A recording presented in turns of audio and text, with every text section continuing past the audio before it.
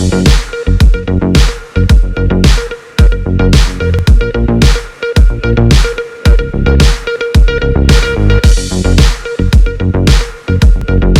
भारत में सबसे powerful job है, क्योंकि वह राज्य सरकार उस अधिकारी को कुछ समय के लिए सस्पेंड कर सकती है, लेकिन हमेशा के लिए नौकरी से निकालने का अधिकार उसे नहीं होता है। सबसे डरा हुआ यही कर्मचारी रहता है। ये जो डीएम है ना, डीएम, इसका नाम होता है कलेक्टर। ये राजा से कम नहीं है ये। तो आप जब आईएएस बनिएगा, 25-30 साल का अनुभव हो जाएगा, तो पूरा झुंड में रहिएगा, आप लोगों को बिल्डिंग में रखा जाएगा। आर्टिकल 311 में कहा गया है कि संघ लोक सेवा आयोग के जो भी नौकरी करता है संघ लोक सेवा आयोग के द्वारा, उनकी नौकरी से आप ऐसे नहीं कि एक झटके में उनको नौकरी से निकाल, ठीक है। तो उनको ना क्या करना है, आप लोग को संरक्षण देना है। संविधान उन लोगों को क्या देता है, संरक्षण देता है। किसके तहत?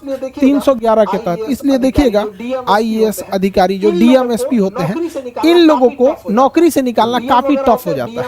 जो डीएम वगैरह होते हैं, डीएम एसपी मजिस्ट्रेट, इन लोग को नौकरी से निकालना काफी टफ हो जाता है, क्योंकि अगर आपने यूपीएससी या स्टेट पीसीएस के थ्रू क्या लिया है, जॉब लिया है, तो आपके लिए संरक्षण का अधिकार किसमें है? 311 में है। किसमें दिया गया है? 311 में दिया गया है, ठीक है।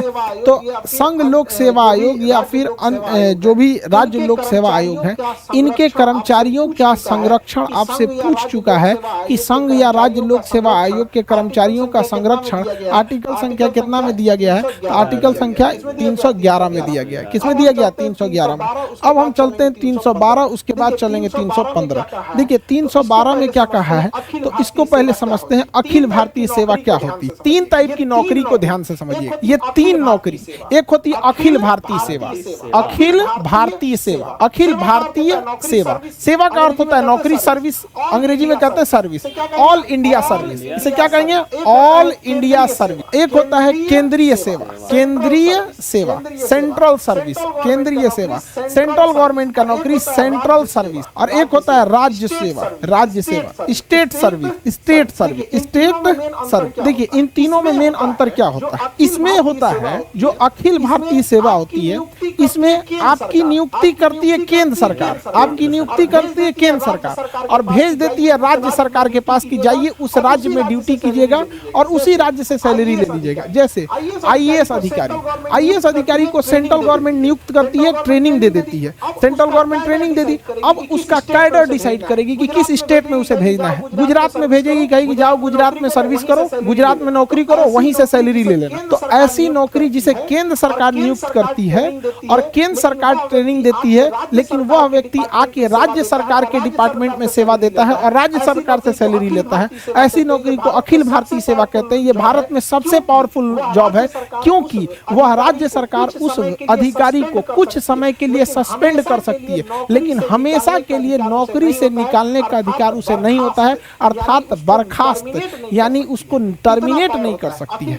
इतना पावर होता है। अखिल भारतीय सेवा में सैलरी राज्य सरकार देती है, लेकिन नियुक्ति कौन करती है? केंद्र सरकार। सबसे पावरफुल होता है। इसमें कौन कौन आएगा अखिल भारतीय सेवा में? तो देखिए ध्यान से, एक आता है इंडियन एडमिनिस्ट्रेटिव सर्विस, आईएएस अमूमन डीएम लिखता है, आईपीएस लिखता है, और इंडियन फॉरेस्ट सर्विस, भारतीय वन विभाग।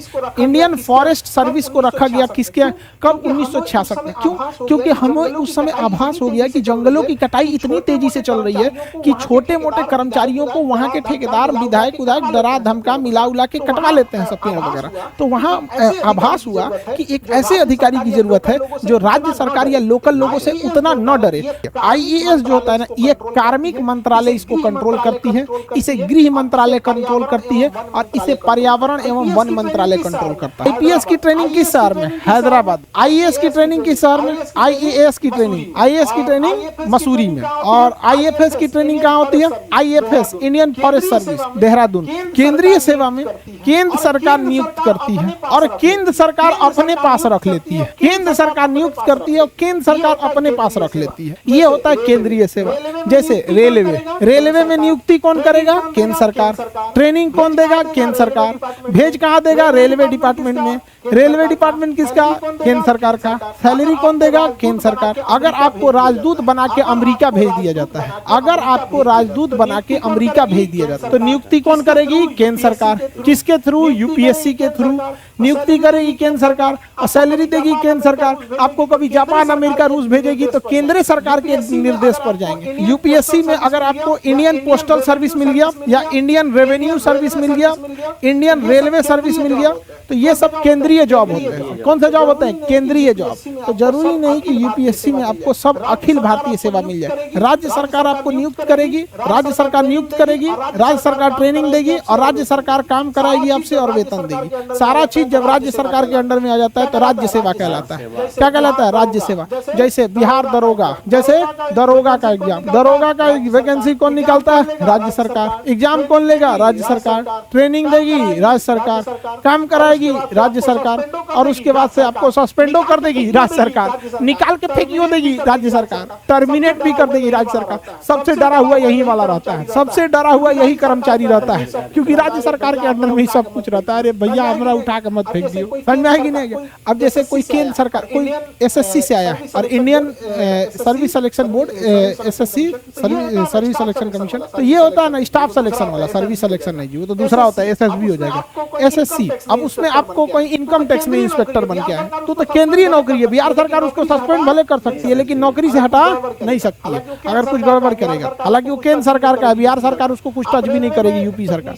आप रेलवे में टेक्नीशियन, सपोज कीजिए लोको पायलट है, ट्रेन चला रहे हैं, ऐसे स्टेयरिंग नहीं होता जी, A9 हैंडल होता है, ट्रेन चला रहे हैं, तो क्या राज्य सरकार आपको, यूपी सरकार का ये खराब ट्रेन चला रहे हो हटो, नहीं हटा पाएगी? कौन हटाएगा? केंद्र सरकार हटाएगी। तो सबसे ज्यादा कर्मचारियों के पास पावर किसके पास रहता है? अखिल भारतीय सेवा के पास, और सबसे कम राज्य सरकार के पास। जैसे पुलिस हो गया, सरकारी स्कूल के टीचर देखिएगा पोलियो पिलाने के लिए भेज देता है, कभी कोई चुनाव में ड्यूटी लगा देता है, कहीं कहीं तो नहीं लगाए नहीं लोग चुनाव में ड्यूटी।